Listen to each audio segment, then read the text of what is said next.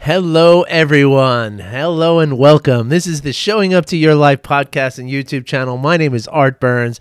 I'm so excited to be here with you today and to share some thoughts about mindfulness and heartfulness, which is the compassion end of mindfulness, and to share some, just some thoughts and some stories and even some practices. I don't know if I'll have a specific practice today, but oftentimes in this podcast, I share practices with you. And basically everything we talk about here in this podcast is designed to help you to really come inside yourself and to become aligned and aware of your authentic self. And that really is the special sauce here with everything that we do here. When we can align with our authentic self, when we can really be true to our ness, as I like to say it, right? Your ness, right? My artness, your Jane-ness, whatever your first name happens to be, when we can align with that part of ourselves, right? And really be present 100% in that space. Oh gosh, there's almost nothing that we can't accomplish in our lives. It's true. It's true. And a lot of times these practices, I just did a podcast episode with my buddy Adam Asdell, where we do the Learning to Surf, Adam and Art Albert. I got to give him credit because he's the creator of the whole thing. But we did, we talked about this. We talked about how, people come to mindfulness for the benefits, and there are lots of benefits, right? Whether it's stress reduction, whether it's anxiety that you struggle with, whether it's depression, whether it's a relationship issue, whether it's anger, as I'm about to start a new course that's really focused on transforming anger into something that's far more useful and far more, pleasant for us. But it can also be something as simple as golf, right? I mean, not that golf's that simple, actually. Golf's a pretty complicated and difficult game to play. But I had a client a few months ago who, or last year, I guess at the end of golf season last year, he shot like the best round he had ever shot on the hardest course he had ever shot. So even if you're looking to improve your golf game, and by the way, I think I'm going to launch like a 4 or 6 week course to talk about mindfulness in golf. So if you know anybody who plays golf, put them in touch with me, okay? Because I got a couple of questions for them, and I think I'm going to do this. I think I'm going to do it because the timing is perfect, right? Everybody's starting to dust off their clubs and get out there. You're all going to go out there for the first time, and the course is just going to beat you up.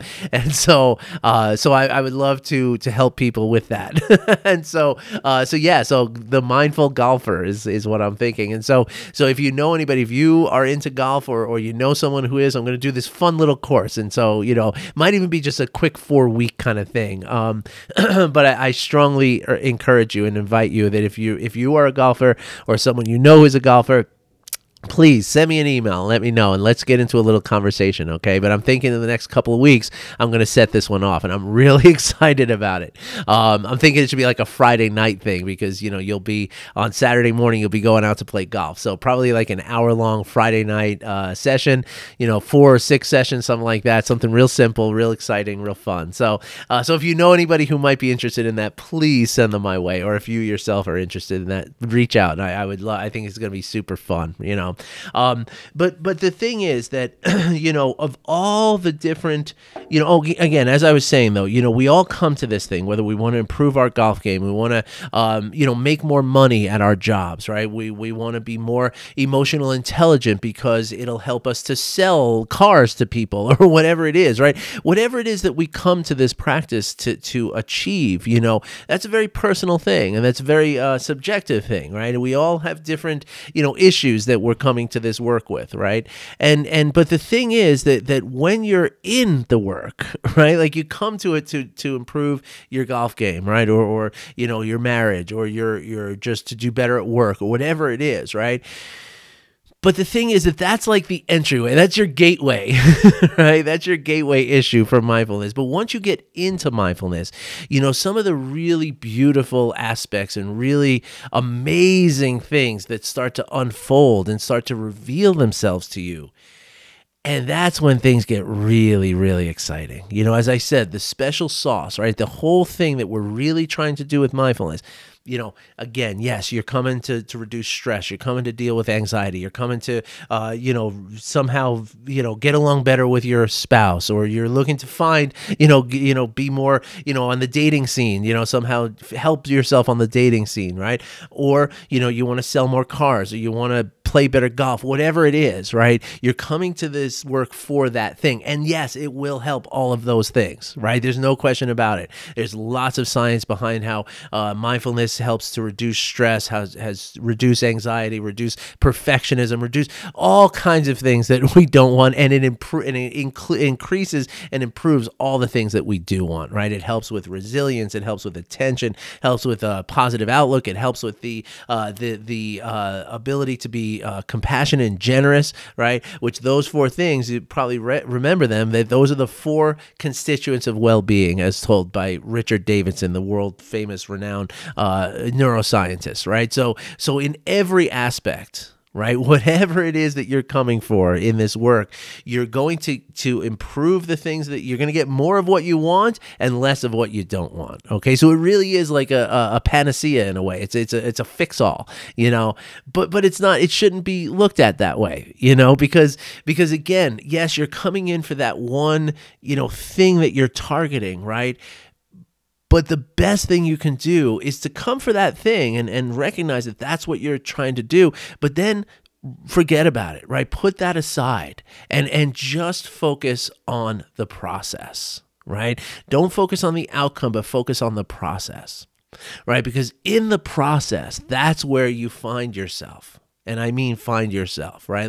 Like that's where you come into realizing like who you really are and what makes you tick.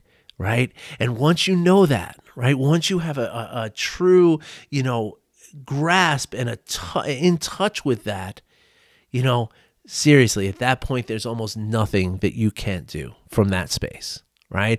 And again, it transcends the idea of just being less angry or just reducing your stress or just playing golf. Like a lot of my clients come to me, as I just told Adam during our podcast a little while ago, is that a lot of my clients, in the ends, right, like, or, in the midst of our work together, say, 10 weeks in or something like that, people are coming to me and mentioning how much this work has kind of affected their spiritual practice and their spiritual life. And that's something, I don't teach spirituality, right? I don't come at this from a place of Buddhism. Of course, everything I talk about has a spiritual component to it, right? Because spiritual is nothing more than just, that which is not material. Right. So anything that's happening inside of you, your emotional intelligence, that's spirituality on a certain level, so but I don't talk about it in terms of dogma or like, Buddhism or, but sometimes I get into really deep and wonderful conversations with some of my clients about Christianity and religion, like really deep stuff. And so my point with that is that, at no point do I advertise myself as someone who's going to help you to be in touch with your Christianity or somebody who's going to, make you a better Buddhist or anything like that. Like that is not what I'm doing here, right? But yet that is what people derive from the work, right? And that's what I mean is that this work kind of gets into every aspect of your life. Right? In a really, really beautiful way, right? In a way that really is, extraordinarily helpful, extraordinarily healthy, extraordinarily compassionate, so it's helpful for others too, and it's just extraordinary on every way, and so among all of the amazing benefits and the amazing ways in which the benefits arrive to us through this practice, right? One of the most profound and amazing ways is in non-identification, right? Or you might say disidentification, right? So when something happens in our life, right? And especially if it's something that's an emotional something that's happening, right? Like, you might feel like, you're just an angry person, right? Like, it's just, that's how I am. You know, my parents were angry. I listen to Art, and he talks about the generational cycles and stuff, and I know that my parents were angry, my grandparents were angry, the great grandparents were probably angry too. You know, so everybody in my family is just angry, and I'm just an angry person, and that's just how I am, and that's just who I am. And so it's never going to change, right? Like that's the concept that a lot of people have, you know, and again, it doesn't just have to be about anger, right? It can be about, you know, being, you know, shameful, or it could be about, you know, you're the kind of person who never speaks up for yourself, or you're the person who never causes any kind of conflict, or never stirs the mud, you know, all these kind of things, right? Like, these are the ways that we kind of, you know, identify ourselves, right? And then what we're doing is we're identifying ourselves, pardon me, with the emotional, you know, activity of our body, right? And we can also identify ourselves with our religion. We can identify ourselves with our occupation, with our role as a parent, you know, so for instance, like, I am a parent of a boy and a girl, right? Like, I'm not a parent of two girls, I'm not a parent of two boys, right? I'm a parent of a boy and a girl. And that is something that is, you know, that is specific to me, right? But again, if I identify with that, then what happens is, in that identification, we start to, it's almost like we believe the role that we're setting ourselves up to play. Right now, of course, it's, I mean, you know, the identification of a parent with two children, I mean, that's kind of a hard one to illustrate here. But let's talk about the emotional reaction, or the emotional identification, right? Because this is something that's very easy to illustrate here. And I know we've talked about this before, but this is the key to self-regulation, right? It really is, right? Or at least it plays a key component. It is a key component in self-regulation. So let me tell you exactly what I mean by that. So, first of all, in whatever you're doing in your life, right? Whether it's as an occupation, whether it's as a parent, as a spouse, as a golfer, as an accountant, a lawyer, a doctor, a middle management person, a retail worker, a restaurant worker, an Uber driver, you know, anything that you do, anything. Right? And whether it's your occupation or just moving through the world, right? Just anything that you are doing at any given time, right? Self-regulation is the most valuable thing that you can have, right? It just is. Like, it's you can't argue. I mean, please debate me on it. Let's get into the conversation, you know, if you'd like to. But there's really no debate to it, right? There's no argument, right? Because when we have the functional ability to regulate how we respond to the things around us, right? Especially on an emotional level, right? When we can control that, when we can regulate that, that allows us to live life on our terms, not on the terms of our emotions. Right? Chade Mang Tan, who you know, I also talked about in the podcast this morning with Adam. He is the author of and originator of the mindfulness program at Google called Search Inside Yourself. Right? So one of the ways in which he talks about this, right? Because his whole concept, and he's got a really beautiful, and I told this story on the podcast earlier, so you can go listen to it there, but I'll tell you here too, that Mang, as we call him informally, you know, he set out, you know, one of the, well, first of all, at Google, they have this amazing policy, right, where they allow every employee, right, as long as you have like a sort of a plan and you're intentional about it, like you have to meet certain requirements. Like, you can't just say, I'm going to play video games, you know, but each employee at Google is allowed, and I think it's each employee, it might be just management, I don't know, but employees at Google are permitted to use 20% of their time on a pet project, right? Something that they feel strongly about and they want to put their effort and energy into, right? And again, I don't think it's the kind of thing where you can say, well, I'm going to play Minecraft for 20% of my time and, you know, thanks, Google. You know, I don't think that's going to work. You know, you have to have some sort of plan. And so Mang Tan, you know, he came at this like his dream in his world. Now, first of all, you know, Mang Tan, even though he kind of created a very secular mindfulness program, program at Google, right? It's not Buddhism. It's evidence-based mindfulness, like I talk about, right? And really geared towards emotional intelligence, which is also what we're talking about here, right? But he being a Buddhist his whole life, right? He is a practitioner of Buddhism. His parents were Buddhists. His grandparents were Buddhists. So it's something that's baked into his existence, right? And so when he came at this, when he was offered this opportunity to take 20% of his time and apply it to something that's, again, bigger than himself, something that's an important project for him, his goal, right? And listen to this, right? He wanted to create the conditions for world peace within his lifetime. That's his personal goal, right? So, I mean, we talk about purpose, right? That is a pretty good one, right? I mean, Chade Meng Tan, he got it on that one, right? But even more impressively, right?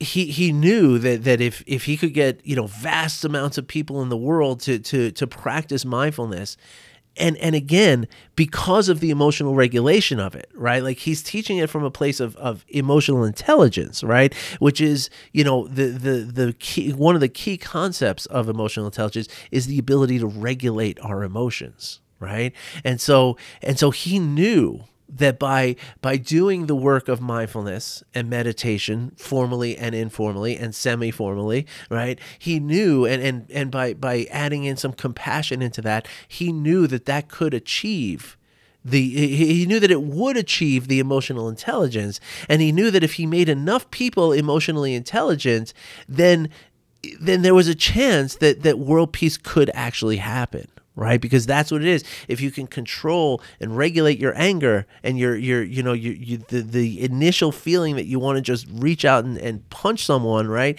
If you can regulate that, well, then there's less fighting in the world, and we are actually moving towards world peace, right? And then brilliantly, Meng also, formulated in his mind very, very brilliantly that if he could show the upper management executives of Google, if he could prove that this could be profitable for the company, then a huge company like Google could put resources into this. And if a huge company like Google puts resources into this, then you're talking about a global reach. And you're talking about truly the potential for world peace to exist within Meng's lifetime. I think he's about a little bit older than me now. I mean, maybe 60. So he's still got some time. There's still a chance, right? And so everything that Meng talked about for those first few years in promoting this was emotional intelligence, right? Because that's something that's tangible, right? We can, again, we come into this with something. Okay, what's it going to do for me? Right? I need to know that there's something to this, right? Well, the thing that it's going to do for you is the emotional intelligence. The thing that emotional intelligence will do for you is virtually anything that you're looking to improve in your life, right? But again, the beautiful thing is that like I said in my podcast this morning with Adam, I came to this work for the emotional intelligence.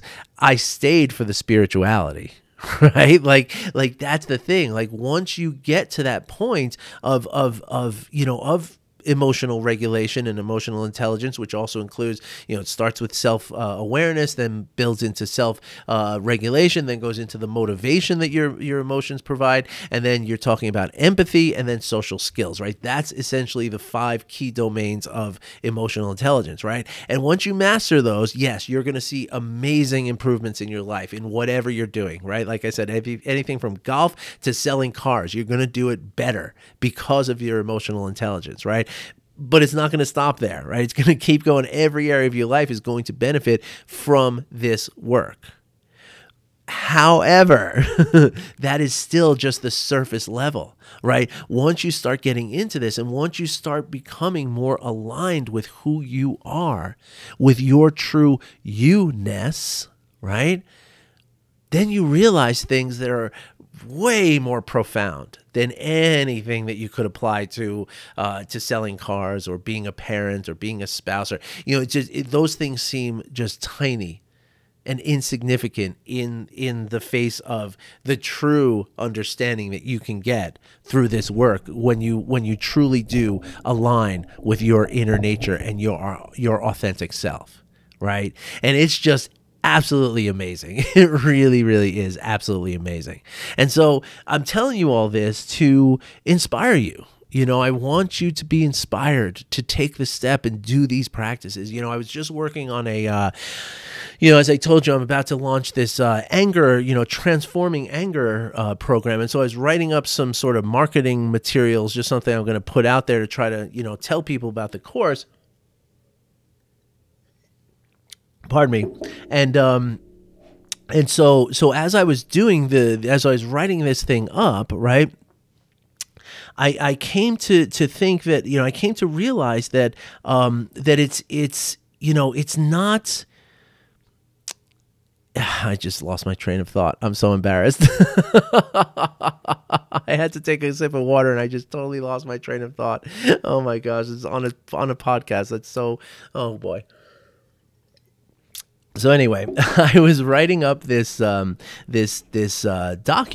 and it's again, it's all about this ability that we have to the self-regulation, right? That when we're operating from this place of anger, right?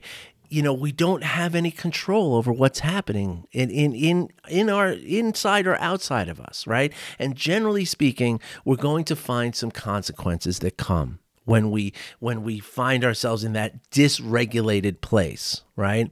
And so again, I don't remember exactly what I was going to say, but what I want to say now is that one of the key aspects of this is the ability to disidentify.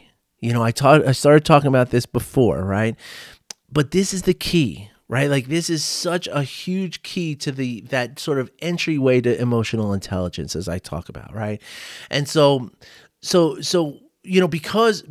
the non-identification actually creates the ability to regulate. It's kind of amazing that way, right? So anyway, the way that Meng talks about it in the beginning of what he was doing with Search Inside Yourself is he one day I watched a talk that he gave, and he talked about emotional intelligence is like, imagine yourself riding a horse backwards.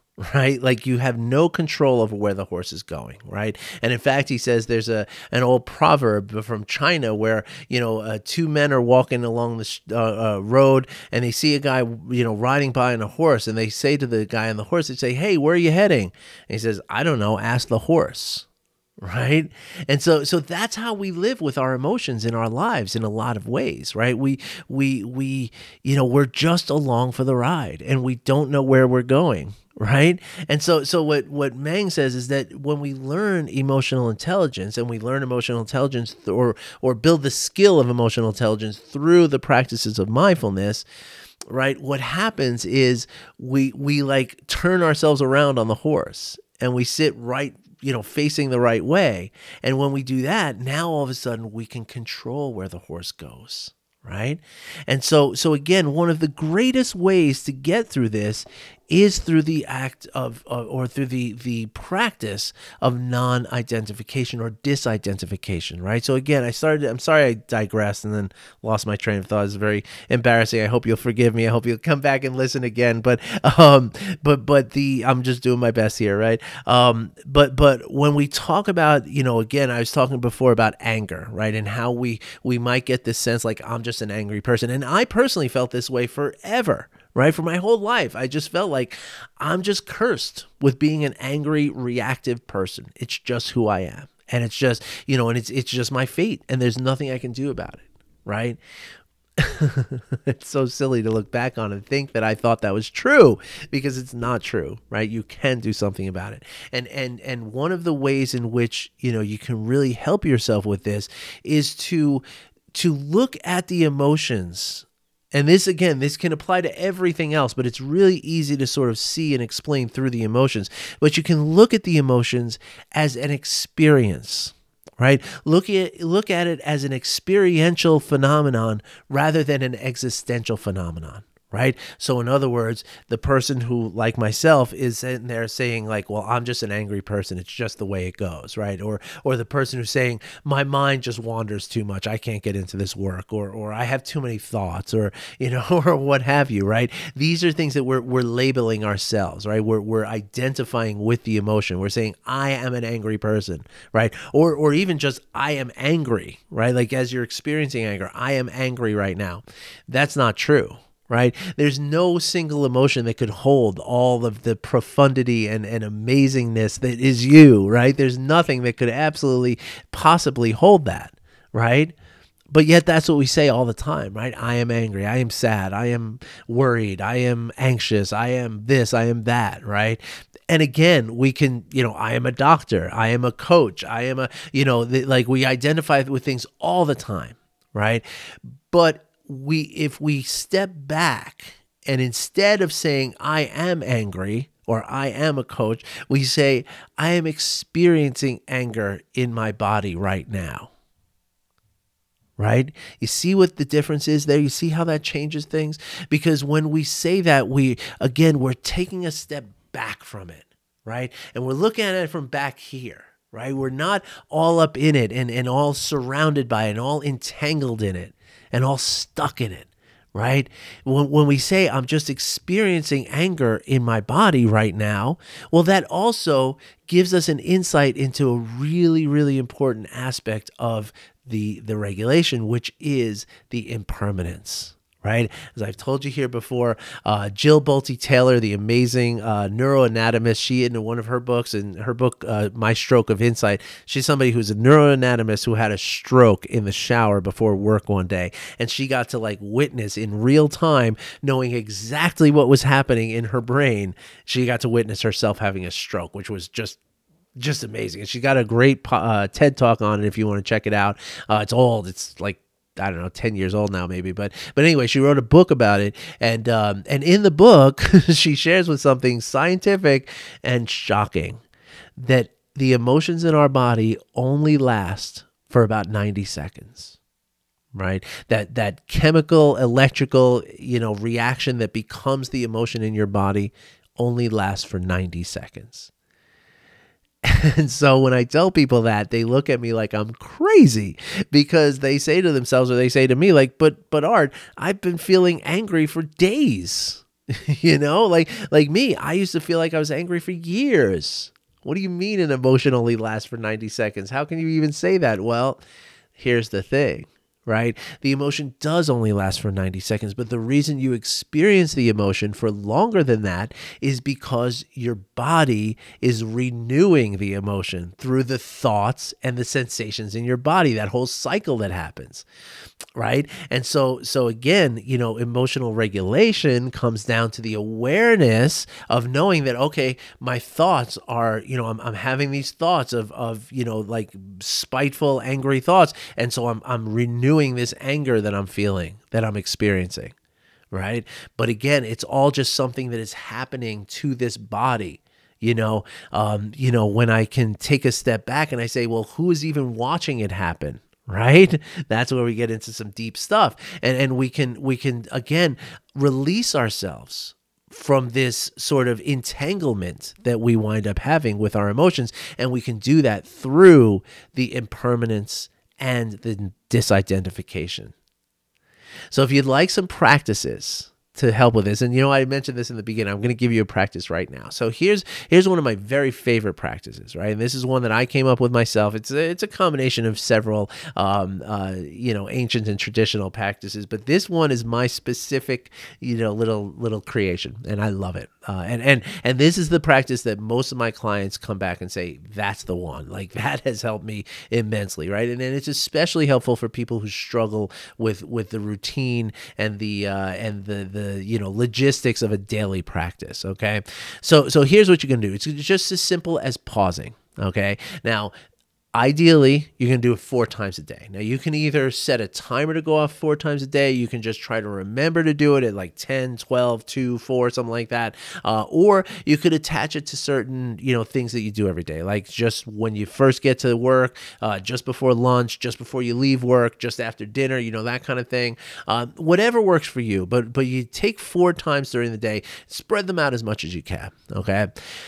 And whatever your cue is, right, whether it's the alarm or the thing that you're doing, the lunch, whatever, drive to work, whatever it is, but when you're cued to do your pause, you're just going to stop what you're doing for a couple of minutes, right? And in the beginning, it's a couple of minutes.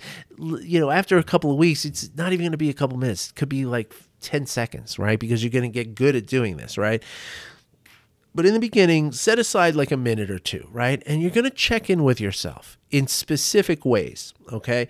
The first step is to check in with your body. Just notice what you're feeling in your body. Now, you could take a very localized part of your body, like just your chest and your head kind of thing, and just notice what you're feeling. Or you could do your whole body. You could just scan the whole body and just notice what comes up, right? Next, after you've done that for maybe about 45 seconds or so, now you're going to go into your emotions, right? And this is specific. The specific process of this is important, right? Because the reason we do this, right, especially 4 times a day, a lot of times when we're we feel like we're having a bad day, right? And we feel like it's just life stinks today, right? But the reality is oftentimes that your whole day isn't bad. That's the same thing with identification, right? You're identifying this whole day as bad, but what you're really doing is you're describing just a couple of, instances that caused you to suffer. And you're just coloring the whole day with that suffering that you felt out of just those 4 or 5 things that happened, right? So the point of doing this 4 times a day with the pause, you're going to check in with yourself at various times during the day. So this day that you feel like you were having this bad day, well, you know what? At 2 o'clock, even though you feel like it's a bad day, at 2 o'clock, you might feel some happiness. You might feel some hopefulness. You might feel some emotion that's a very positive emotion. Right. And so the third step, and so the idea is to understand the emotion you're experiencing right now, right? Not what happened earlier, not what's happening later, right now.